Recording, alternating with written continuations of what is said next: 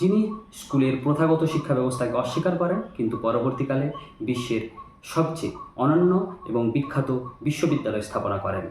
যিনি নোবেল পুরস্কার পান, কিন্তু নোবেল পুরস্কারের প্রাপ্ত অর্থ নিজের উপর ব্যয় না করে দেশের গরিব চাষিদের স্বার্থে কৃষি সমবায় ব্যাংকে ইনভেস্ট করেন।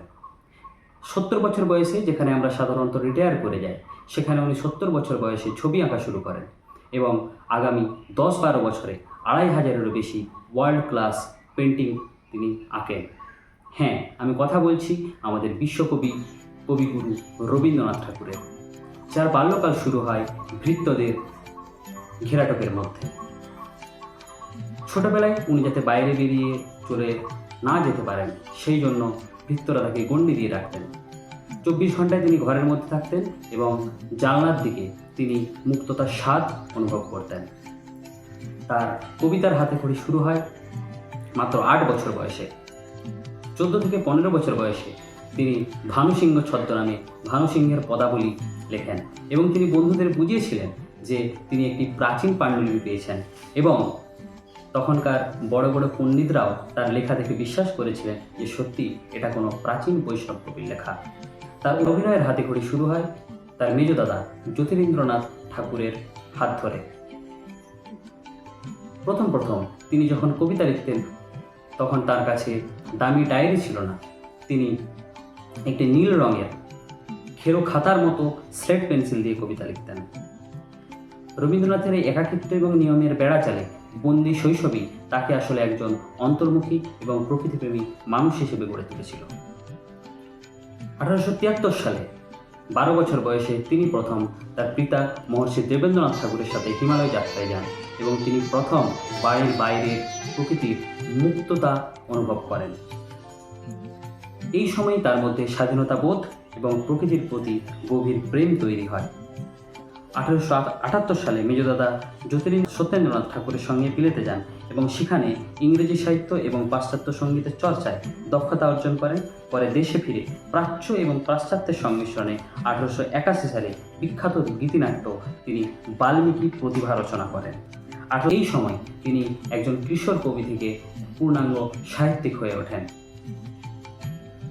এরপর বাবার নির্দেশে 1890 সালে তিনি পূর্ববঙ্গ এবং ওড়িশার জমিদারি দেখার দায়িত্ব নেন। শিয়ালদহ ও পতিশরে তার জীবনের দীর্ঘ সময় পদ্মা নদীর বক্ষে পদ্মা নামক বোটে পুঁটির বাড়িতে কাটান। আর এই সময়ে তিনি বাংলার গরিব চাষিদের দুর্দশার সাথে সরাসরি প্রত্যক্ষ হন। বাংলার গরিব মানুষের দুঃখ কষ্ট নিজের চোখে দেখেন এবং তিনি অনুভব করেন সেই সময় মধ্যবর্তী এবং জমিদার শ্রেণী কৃষকদের উপর চড়া সুদে ঋণ দিতেন। এমনকি তিনি 1905 সালে নিজের উদ্যোগে কৃষি ব্যাংক প্রতিষ্ঠা করেন, যেখানে কৃষকরা অত্যন্ত কম সুদে লোন পেতেন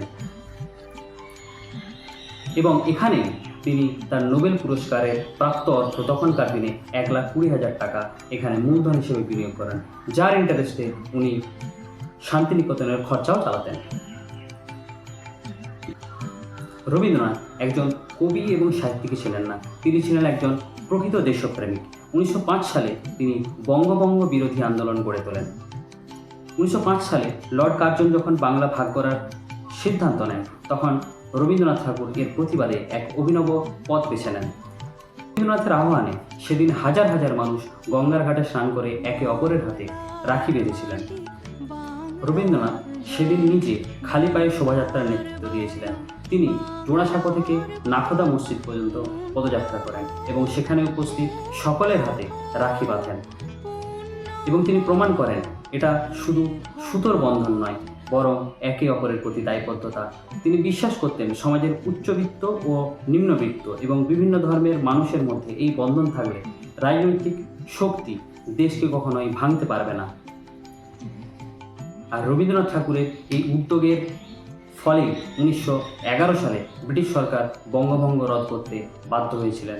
তাই আজকের দিনে রাখি বন্ধন কেবল পারিবারিক উৎসব নয়, বরং সেটি আমাদের সাংস্কৃতিক ঐক্য এবং প্রতিবাদের এক গৌরবোজ্জ্বল অধ্যায়।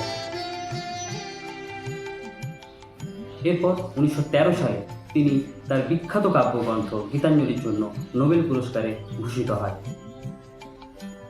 জালিয়ানওয়ালাবাগের হত্যাকাণ্ডের প্রতিবাদে 1919 সালে ব্রিটিশদের দেওয়া নাইট উপাধি তিনি প্রত্যাখ্যান করেন এবং এই প্রত্যাখ্যান শুধু সাধারণ প্রত্যাখ্যান নয়, এই প্রত্যাখ্যানের মাধ্যমে ভারতের স্বাধীনতা আন্দোলন নতুনভাবে প্রাণ পায় এবং ভারতের স্বাধীনতা সংগ্রামকে তিনি পুনরায় উজ্জীবিত করে তোলেন।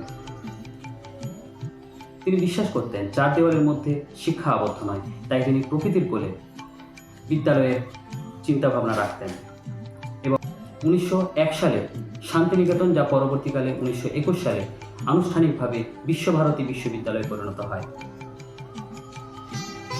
যত্র বিশ্বং ভবত্যে কনিরাম, অর্থাৎ যেখানে সারা বিশ্ব একটি নীড়ে পরিণত হবে, এই আদর্শ নিয়ে, এই বিচারধারা নিয়ে রবীন্দ্রনাথ ঠাকুর তিনি বিশ্বভারতীকে বিশ্ব দরবারে উন্নীত করার জন্য 30টিরও বেশি দেশ ভ্রমণ করেন, তার মধ্যে জাপান, জার্মানি, চীন উল্লেখযোগ্য। রবীন্দ্রনাথ ঠাকুর একজন সাহিত্যিক মানুষই ছিলেন না, বিজ্ঞানের প্রতি ছিল তার প্রবল টান। জগদীশচন্দ্র বসুর সঙ্গে তার গভীর বন্ধুত্ব ছিল। জীবনের শেষ প্রান্তে এসে তিনি বিশ্ব পরিচয় নামে একটি বিজ্ঞানের বই লেখেন এবং তা সত্যেন্দ্রনাথ বসুকে উৎসর্গ করেছিলেন। 1930 সালে অ্যালবার্ট আইনস্টাইনের সাথে ওনার ঐতিহাসিক সাক্ষাৎ প্রমাণ করে তিনি একজন আধুনিক মানসিকতা সম্পন্ন এবং বিজ্ঞান মনস্ক মানুষ। সেখানে তারা ধর্ম, বিজ্ঞান, দর্শন নিয়ে আলোচনা করেন।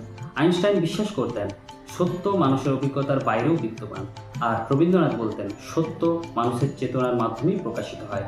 তাদের এই বিতর্ক আজও দর্শন এবং বিজ্ঞানের ছাত্রদের এক বিশাল প্রাপ্তি। বাংলাদেশের জাতীয় সঙ্গীত উনি লিখেছেন, এটা আমরা সবাই জানি, কিন্তু কোরিয়ান ইন্ডিপেন্ডেন্ট মুভমেন্টে ওনার লেখা এবং নৈতিক সমর্থন কোরিয়ানদের মনে এক গভীর অনুপ্রেরণা জাগিয়ে তুলেছিলেন। এমনকি রবীন্দ্রনাথের গীতাঞ্জলি কোরিয়ান ভাষায় অনুবাদের পর তা সেখানকার মানুষের কাছে স্বাধীনতার আকাঙ্ক্ষার প্রতীক হয়ে দাঁড়ায়। বিশ্বকবি রবীন্দ্রনাথ ঠাকুর এখনও ভারতের সর্বোৎকৃষ্ট কালচারাল অ্যাম্বাসাডার, যিনি সম্ভবত আইডিয়া অফ ইন্ডিয়াকে সবচেয়ে উৎকৃষ্ট ভাষায় ব্যাখ্যা করেন।